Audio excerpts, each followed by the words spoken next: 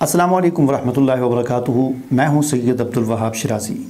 जिन्नात की दुनिया और जादू नगरी वीडियोज़ का ये सिलसिला हमारा जारी है और इस सिलसिले की एक और वीडियो लेकर आपके सामने हाज़िर हुआ हूं। आज की वीडियो इस हवाले से है कि जिन्नात कौन निकाल सकता है। यानी किसी पर कोई जिन्नात, कोई आसेब का साया हो, कोई जिन्नात वगैरह की हाज़िरी होती हो और किसी पर कोई जिन्नात मुसल्लत हो जाएं, तंग करते हों, या किसी घर पर जिन्नात जो है वो आ गए हों, वहाँ पर तंग करते हों, तो उन जिन्नात को कौन निकाल सकता है, उनके साथ कौन मुकाबला कर सकता है, क्या इसके लिए किसी चिल्ले की ज़रूरत है, वो कौन सा चिल्ला है जो ये करने के बाद आदमी इस काबिल हो जाता है कि वो जिन्नात को निकाले और भगाए। तो इसमें सबसे पहली बात ये याद रखें कि जिन्नात निकालने के लिए किसी किस्म के चिल्ले की ज़रूरत नहीं होती। इसके लिए जो सबसे बड़ा चिल्ला है वो ये है कि इंसान अपने फ़राइज़ का पाबंद हो। नमाज, फ़र्ज़ नमाज जो है पाबंदी के साथ पढ़े, नबी करीम सल्लल्लाहु अलैहि वसल्लम की सुन्नतों का मुत्तबे हो, कुरान और सुन्नत की जो तालीमात हैं उनका मुत्तबे हो, कुरान पाक की तिलावत करने वाला और कुरान पाक करने वाला हो, ठीक है। उसका अल्लाह पर, अल्लाह के रसूल पर, अल्लाह की किताब पर और आखिरत पर ईमान और यकीन मजबूत हो, ठीक है। ख़ुलासा कलाम ये कि वो दीन का मुत्तबे हो और सुन्नत का पाबंद हो, ठीक है जी। बस यही चिल्ला है जो सारी ज़िंदगी का चिल्ला है। ये 40 दिन का या 21 दिन वाला चिल्ला नहीं है, ये सारी ज़िंदगी का चिल्ला है। और ये भी ज़रूरी नहीं कि आपने ये पीछे से 1 साल से किया होगा। अगर आप आज से ही ये इरादा कर लेते हैं और तौबा कर लेते हैं कि मेरी तौबा पिछले गुनाहों से और आइंदा से मैं इंशाअल्लाह जो है वो जो है सही रास्ते पर चलूँगा, गुनाहों से अपने आप को बचाऊँगा, तो बस आप आज से ही जो है वो आपका वो शुरू हो गया, ठीक है। तो अहम जो चीज़ है वो इसमें ये है।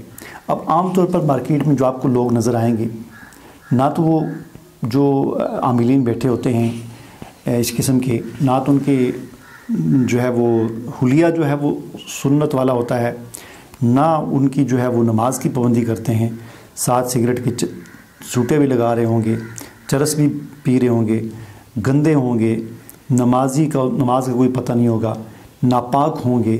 चूँकि अक्सर वो जादूगर होते हैं तो उनको इसी किस्म की हरकतें करनी पड़ती हैं। उनका क्या इस्लाम से ताल्लुक़। तो अर्ज़ करने का मकसद ये है कि जिन्नात निकाल आप भी सकते हैं। इसके लिए कोई किसी किस्म के चिल्ले की ज़रूरत नहीं है। बस आप नमाज़ 5 वक्त की पढ़ रहे हैं, आप रोज़ा अपने फ़राइज़ पूरे कर रहे हैं, नमाज, रोज़ा, ज़कात, हज और बाकी जो फ़राइज़ हैं वो पूरे कर रहे हैं, आप गुनाहों से अपने आप को बचा रहे हैं, तो आप ख़ुद ये काम कर सकते हैं।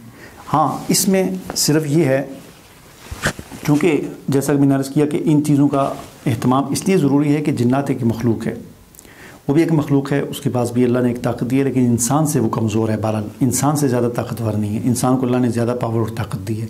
हमारे पास कितनी पावर है आप इसका अंदाज़ा इस बात से लगाएं कि हम जिस वक्त कहते हैं बिस्मिल्लाह, तो हमारे साथ खाने में कोई जिन दुनिया का अपनी पूरी ताकत लगा ले हमारे साथ खाना नहीं खा सकता।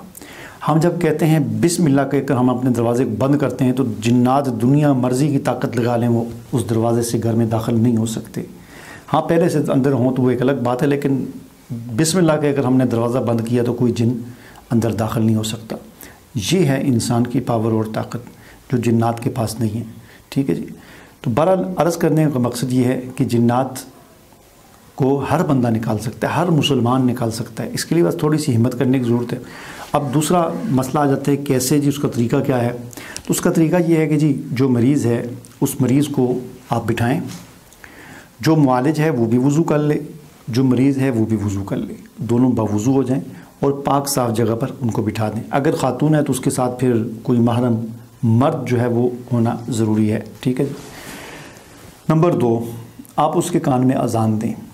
अज़ान दें कानों में, दाएँ तरफ बाएँ तरफ अज़ान और इक़ामत कहें, और फिर कुरान की पढ़ाई जो है वो शुरू कर दें। सूरह फातिहा पढ़ें, सूरह बकरा की इब्तदाई आयात पढ़ें, दरमियान वाली जो आयात हैं, आयतुल कुर्सी वाला जो पूरा रुकू है उसकी तिलावत करें, सूरह बकरा की आखिरी आयात जो है उनकी तिलावत करें, ठीक है जी।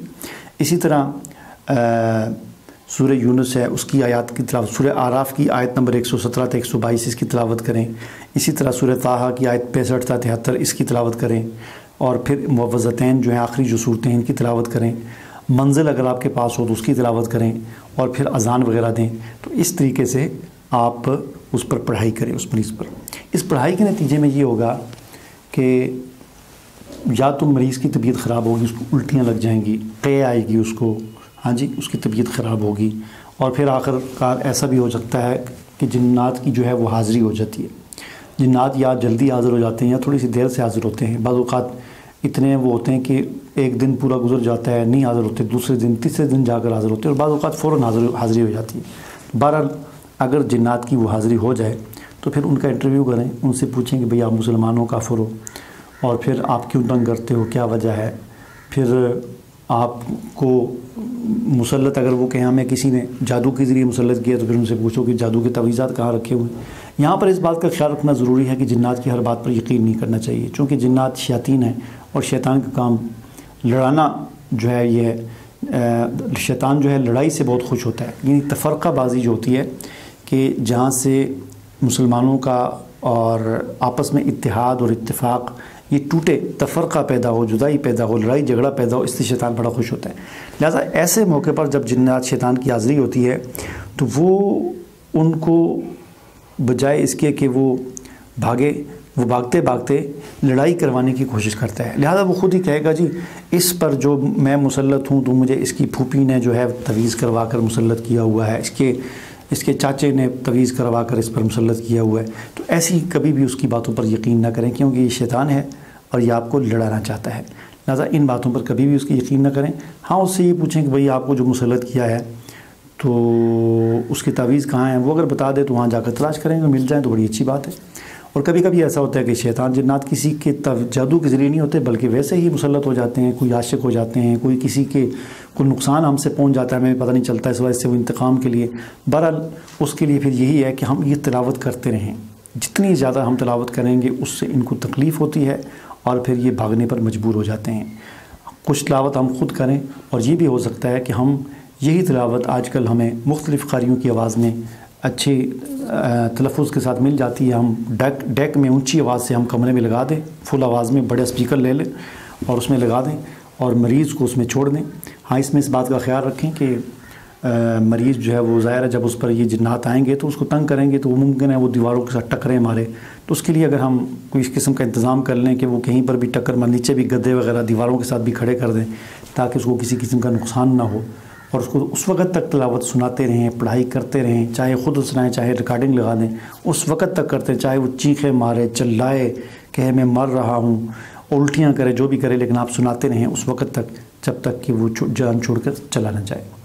تو یہ ایک آسان سا علاج کا طریقہ ہے جسے آپ خود بھی کر سکتے ہیں، کسی کے پیچھے بھاگنے کی ضرورت نہیں ہے، کسی کو فون کرنے کی ضرورت نہیں ہے، کہیں پیسے خرچ کرنے کی ضرورت نہیں ہے، خود اپنے اندر یہ ایمان اور یقین پیدا کریں، خود جو ہے وہ قرآن کی تلاوت کیا کریں اور اس طریقے سے آپ خود علاج کریں۔ مجھے اجازت دیجیے، اللہ حافظ۔